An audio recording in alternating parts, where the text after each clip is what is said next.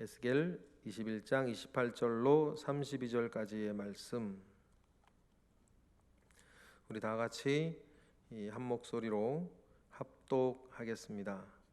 인자야, 너는 주 여호와께서 암몬 족속과 그의 능욕에 대하여 이같이 말씀하셨다고 예언하라.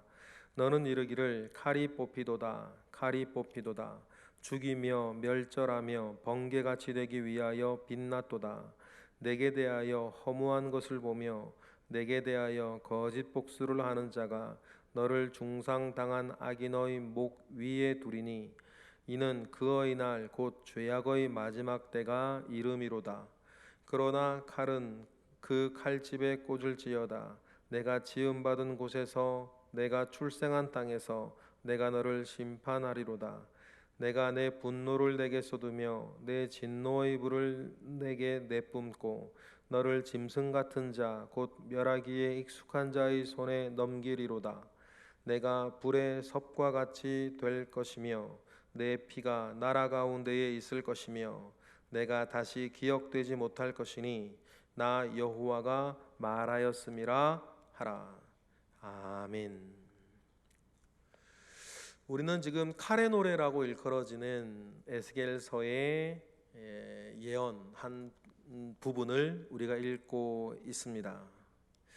칼의 노래가 마무리되어지는 이때에 예루살렘 남유다의 심판을 선포하시던 하나님이 어떻게 보면 느닷없이죠, 느닷없이 암몬 족속에 대하여서 함께 심판을 선포하시는 것이 이 칼의 노래의 마지막 부분, 후반 부분이겠습니다. 그러면 하나님께 우리가 생각할 게 있겠죠. 왜 하나님께서 에스겔서에서 지금 다른 민족을 그렇게 말한 적은 별로 없었는데 남유다 예루살렘에 대한 심판을 선포하시다가 왜 갑자기 암몬에 대한 심판을 여기서 하시는가에 대한 이해가 좀 우리가 필요하겠어요. 몇 가지, 여기서 두 가지 우리가 고려할 게 있는데, 여호야긴 왕이 사로잡히고 시드기야가 남유다의 왕이 되어서 다스린 치세가 11년입니다. 그리고는 11년 마지막 만으로 따지지 어떻게 따지냐 해가지고 500, 어느 책에는 주전 587년, 보통 통상적으로 586년에 남유다가 멸망을 해요. 그럼 남유다가 멸망을 당할 때 그냥 하루아침에 무너진 게 아니라 전쟁을 벌이는 시간이 있겠죠. 전쟁을 벌이는 시간, 공성전을 벌이는 시간이 한 3년, 횟수로 3년 정도 됩니다. 만 2년 정도 돼요. 그러면 586년에 남유다가 망했으면 BC니까 587년, 8년 정도부터 전쟁이 시작되어져요. 그럼 여러분, 전쟁은 그냥 시작되어져요. 지금처럼 비행기 타고 한두 시간에 가는 게 아니고 군사들이 걸어서 가는 시간이 있으니 바벨론에서 전쟁하기 위해서 출발하는 시간은 예루살렘이 멸망하기 만 3년 전이에요. 589년 정도 됩니다. 그러면 이 즈음에서 바벨론이 결정하고 진군해야겠다라고 마음먹게 되는 결정적인 사건이 하나 있어요. 그게 뭐냐면 바벨론이 유다 땅에 세워놓았던 총독 그달리아가 암살당하는 사건이에요. 총독 그달리아가 암살을 당하게 되는데, 총독 그달리아가 암살당할 때에 지금 우리 표현으로 따지면 친애굽주의자, 유대 안에서는 보수주의자들 아니겠어요? 우파라고 할 수 있겠죠. 친애굽주의자들을 충동하여서 그달리아 총독을 암살하게 거리를 제공하고 그들과 연합해서 친애굽과 더불어 정책을 펼치려고 했던 사람들이 암몬이었어요. 암몬은 유다가 암몬의 뿌리가 아모리 족속과 연결되어지는데, 이 아모리 족속이 늘 역사적으로는 바벨론과 좋지 않은 관계였지요. 그래서 이 암몬 족속은 남유다가 이 바벨론보다는 자기들과 합하여서 애굽과 더불어서 바벨론에 저항하기를 원했던 민족이었죠. 그러다 보니까 그러한 일들로 옥신각신하는 중에 이 암몬 족속이 충동하여서 남유다의 친애굽파드가 바벨론이 세우는 총독 그달리아를 암살하게 만들어요. 이것이 바벨론이 침공 남하하게 된 촉발되는 사건이었는데, 이 사건이 에스겔이 지금 이 칼의 노래를 예언할 즈음 정도에 있었던 것으로 역사학자들은 보고 있어요. 그러니 여러분, 하나님께서 암몬에 대한 심판을 선언하시는 것은 그동안 암몬이 남유다에 대해서 행해왔던, 역사적으로 행해왔던 그 악행에 대한 심판이기도 하고, 남유다가 하나님께서 예레미야나 에스겔을 통하여서 선포되어지는 바벨론에게 복속할 것에 대한 하나님의 그 예언의 말씀을 따르지 못하게 만들었던 민족 중에 하나가 이 암몬이었기 때문에 하나님은 오늘 이 본문에서 암몬에 대한 심판을 이렇게 선언하시는 것이죠. 그래서 하나님께서 암몬을 향한 심판의 칼이 뽑혔다라고 이렇게 얘기를 하세요. 28절이죠. 읽어보겠습니다. 시작. 인자야, 너는 주 여호와께서 암몬 족속과 그의 능력에 대하여 이같이 말씀하셨다고 예언하라. 너는 이르기를 칼이 뽑히도다, 칼이 뽑히도다. 죽이며 멸절하며 번개같이 되기 위하여 빛났도다 라고 하면서 하나님께서 우리 칼의 노래에서 남유다에게 말씀하시던 칼, 정말 날카롭고 빛나고 번개같이 빠른 칼이 암몬을 위해서도 뽑혔다라고 하면서 그동안 암몬이 저질렀던 죄악에 대한 책임을 이렇게 묻겠다라고 얘기하세요. 29절이죠. 읽어보겠습니다. 시작. 내게 대하여 허무한 것을 보며 내게 대하여 거짓 복수를 하는 자가 너를 중상당한 악인의 목 위에 두리니 이는 그의 날 곧 죄악의 마지막 때가 이름이도다. 그래서 허무한 것을 보며 거짓 복수를 말하며 이렇게 행하였던 많은 사람들과 더불어서 너희 마지막을 선언하겠다라고 이렇게 말씀을 하세요. 그리고 역사적으로 보면 우리가 어제 본문에서도 보았지만 전쟁을 하러 나아갈 때에 바벨론이 점을 보기도 하죠. 전쟁으로 나아갈 때에 점을 볼 때에 보통 점은 세 가지 정도를 봐요.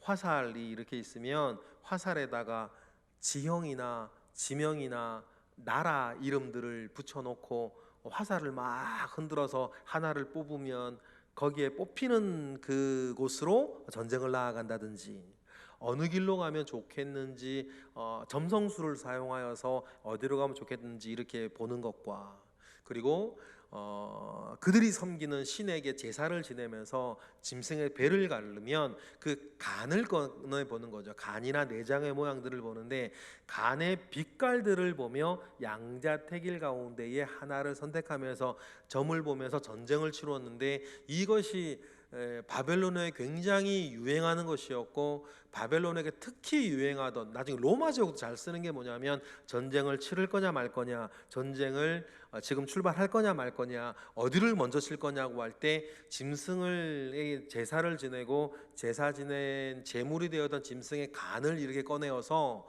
그 간의 빛깔을 보면서, 이것도 빛깔을 보는 것도 굉장히 고도의 훈련을 해야 된다는 이런 고고학적 결론들도 있더라고요. 간의 빛깔을 보면서 전쟁을 판단하기도 해요. 그런데요, 바벨론이 어제 본문에 그게 나오죠. 전쟁을 출발하러 가서 갈림길에서 남유다를 먼저 칠 거냐, 암몬을 먼저 칠 거냐. 북쪽에서 내려왔을 때 북쪽으로 내려오는 중에 왼쪽으로 가면 암몬이고 오른쪽으로 가면 이스라엘 남유다 아닙니까? 그 갈림길에서 이렇게 갈림길에 있어서 예언을 하고 하는 그런 장면들이 나와요. 바벨론이 남유다를 치러 올 때에 굉장히 준비를 많이 하고 조심합니다. 왜 그걸 어떻게 할 수 있냐면 앞에 제가 말하던 세 가지 예언을 다 써요. 어떤 결정을 하나하나 내릴 때마다 출발할 거냐, 어디를 갈 거냐, 어느 길로 갈 거냐, 누굴 먼저 칠 거냐 할 때 이 바벨론이 이 세 가지의 예언들을 다 씁니다. 그걸 뭘 말하냐면 바벨론이 남유다나 암몬을 치러 간 이 전쟁을 얼마나 긴장된 상태에서 조심스럽게 진행하느냐를 우리에게 보여주는 거죠. 절대로 바벨론이 큰 나라라고 해서 남유다를 치러 갈 때에 쉽게 이렇게 일을 처리한 건 아니었고 되게 조심스럽게 해요. 그런데 그 거짓 우상들이 바벨론의 모든 점들에 대해서 응답을 줬겠어요. 그런데 하나님 말입니다. 묘하게도 하나님이 그 속에서 역사하세요.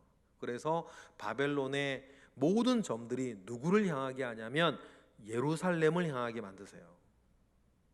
그러면서 이 남유다야 예루살렘의 멸망을 향한 전쟁은 그렇게 진행이 되는데 그 와중에 하나님께서는 남유다를 그렇게 잘못된 길로 인도해 나아가는 데에 이용되어졌던 이 암몬에 대해서도 그렇게 너희 마지막을 선포하면서 암몬에 대해서도 하나님의 심판을 말씀하십니다. 그리고 하나님 암몬에 대해서도 남유다와 똑같은 예언을 하세요. 바벨론에 대항하지 말고 너의 칼을 칼집에 다시 꽂으라 그러죠. 30절 말씀입니다. 30절 시작. 그러나 칼을 그 칼집에 꽂을지어다 내가 지음받은 곳에서 내가 출생한 땅에서 내가 너를 심판하리로다 라고 하면서 역시 바벨론의 암몬도 대항하지 말고 네가 가장 안전해야 할 곳, 너희 근원이 되어져야 할 것에 대해서 하나님께서 그곳에서 너를 심판하겠다라고 이야기를 하십니다. 그래서 31절 32절은 이러한 하나님의 예언과 하나님의 말씀이 남유다와 같이 돌이켜질 것이 아니라 완전히 확실하게 시작되어지고 성취되어질 것 말씀이라고 예언이라고 확정을 주시는 부분이 31절 32절이에요. 하나님께서 어떤 죄악과 하나님께서 예언을 주실 때에 이 예언을 듣고 너희들이 회개하면 내가 너희들을 살려주겠다라고 하는 예언들이 있어요. 예를 들어서 요나나 어떻게 보면 예레미야 이전은 에스겔 예레미야 이전 이사야 뭐를 제외하고 예레미야 에스겔 이전의 예언들은 어떤 특징이 하나 있는데 너희들이 회개하면 돌이키겠다. 그러니까 멸망당하기 전에 회개하라라고 하는 말씀이었다고 한다면 예레미야와 에스겔 정도까지에서 말씀의 내용들은 회개한다고 이게 돌이켜지는 것이 아니에요. 그들이 회개할지도 않을 거지만 이런 예언자들의 말을 듣고 회개할 사람들이었으면 진작에 했겠죠. 예언자들의 말을 듣고 회개할 사람들도 아니지만 회개한다고 해도 이 심판은 돌이키지 않겠다라고 결정되어진 예언을 하셔요. 그래서 예레미야와 에스겔의 예언 활동은 예언이 아니라 예고다 이렇게 말하는 신학자들도 많아요. 왜냐하면 회개한다고 돌이켜지는 예언이 아니라 정해진 예언이기 때문이에요. 그런데 그런 정해진 심판 예언 아닌 심판 예고가 암몬에게도 주어져요. 그것이 31절 32절이죠. 우리 읽어보겠습니다. 시작. 내가 내 분노를 내게 쏟으며 내 진노의 뿔을 내게 내뿜고 너를 짐승 같은 자 곧 멸하기에 익숙한 자의 손에 넘기리로다. 내가 불의 섭과 같이 될 것이며 내 피가 나라 가운데에 있을 것이며 내가 다시 기억되지 못할 것이니 나 여호와가 말하였음이라 하라라고 하면서 여러분이 우리가 31절 32절 읽으면서 이거는 예언이 아니라 예고구나라고 하는 것들을 여러분 기억하시면 되겠습니다. 그래서 이 기억되지도 않겠다라고 하는 이 암몬에 대한 이 예언은 지금 완전히 이루어져서 암몬이 있는 땅이 지금 요르단 북부죠. 수도가 암만이, 오늘 어제 본문하던 라빠가 암만 아니겠습니까? 그런데 그곳에 지금 요르단이라는 나라가 있지만 사실은 암몬과는 상관없는 민족으로 되어 있습니다. 하나님이라는 심판은 이렇게 이루어져 있는 것이죠. 이런 말씀을 오늘까지의 말씀을 보면서 하나님께서 이런 모든 상황 가운데에 이스라엘을 멸망당하게 하는 요 일들이 하나님 아버지 앞에서도 하나님께도 얼마나 이게 참 큰 일이고 가슴 아픈 일인지에 대하여서 우리는 좀 하나님의 마음을 묵상하고 엿볼 필요가 좀 있어요. 그러니 이스라엘을 하나님의 말씀 가운데에 순종하지 못하게 만들었던 역할, 그 역할을 담당한 암몬에 대해서도 하나님이 용서치 아니하고 그들에게 심판을 선포하시는 것이 뭡니까? 그만큼 남유다의 멸망이 하나님께서 행하시는 일임에도 불구하고 정말 어쩔 수 없이 행하시는 일, 에스겔 우리 초반부를 봤지만 어쩔 수 없이 그들을 죽여야 그들을 다시 살릴 수 있을 정도의 그 남유다 예루살렘이라 하나님이 정말 어쩔 수 없이 이 남유다의 심판을 선포하시지만 그것이 하나님께 너무나 가슴 아픈 일이고 하나님께도 슬픈 일이시라 남유다를 그렇게 인도해 갔던 암몬에 대해서 하나님께서 오늘과 같이 이런 심판을 예언하십니다. 여러분, 우리가 기억할 것은 하나님께서는 하나님의 사람들에 대해서 정말 큰 마음이 있으세요.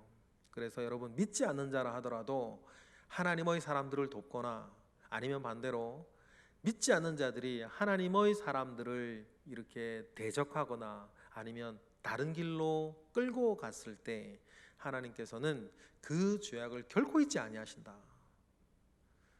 여러분, 이 사실을 늘 기억을 하고 하나님의 관심은 저와 여러분들과 같은 믿는 자들에게 있다라고 하는 것들을 여러분 기억을 하시고 그 은혜 가운데에 우리가 하나님 앞에 바로 서서 살아가는 것이 우리가 너무 중요하겠다.